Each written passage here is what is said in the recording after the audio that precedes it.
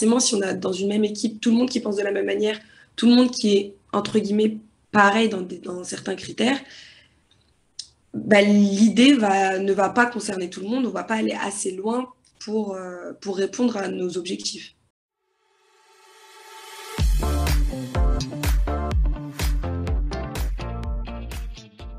Bonjour à tous, je m'appelle Rania Chakchouk, j'ai 22 ans et je suis apprentie ingénieure. Apprenti, ça veut dire que j'alterne entre l'école et le monde professionnel et le travail. Et au travail, je suis à EDF et à l'école, je suis en école d'ingénieur en électronique et informatique industrielle.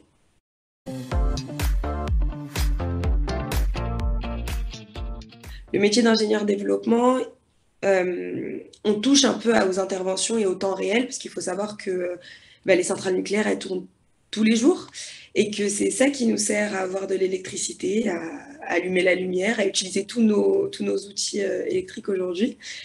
Mais à côté, il y a toujours des projets qui sont actifs et qui nécessitent d'être développés, approfondis, etc. Et moi, je travaille un peu plus dans ce côté-là.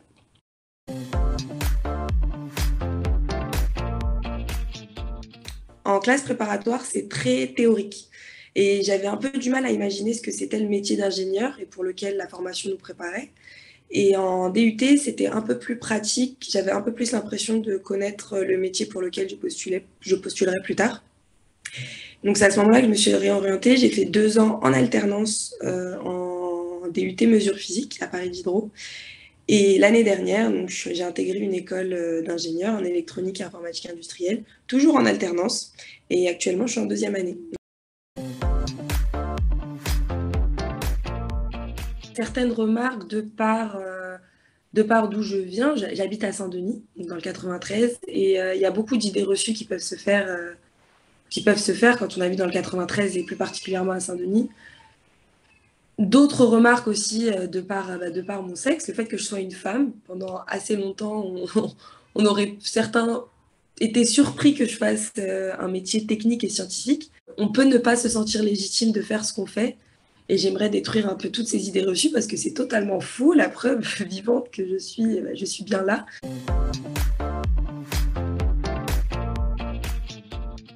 Pour moi, la diversité, c'est un avantage parce que je pars du principe que tout le monde dans une équipe a quelque chose à apporter. Donc forcément, quand on est un homme, une femme, on a tous quelque chose de différent à apporter de par notre culture, notre façon de penser, notre façon de travailler. 2 personnes différentes ne vont pas avoir la même approche pour une question ou pour un projet. Et l'une d'elles peut avoir raison et l'autre aussi, et ça va créer forcément une émulsion d'idées et de propositions qui vont rendre un projet le plus parfait possible et le plus efficace possible.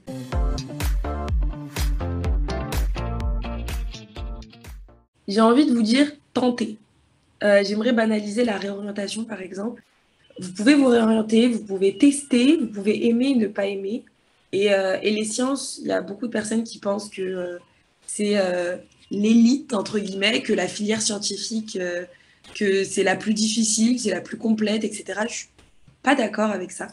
Tout le monde peut aller en filière scientifique, tout le monde peut faire des sciences, tout le monde peut faire de la recherche notamment. C'est pas parce qu'on vient d'un certain milieu ou qu'on connaît personne qui l'a fait autour de nous que ça n'existe pas. Et j'ai pas eu de difficulté à intégrer mon école plus que quelqu'un d'autre ou quoi que ce soit.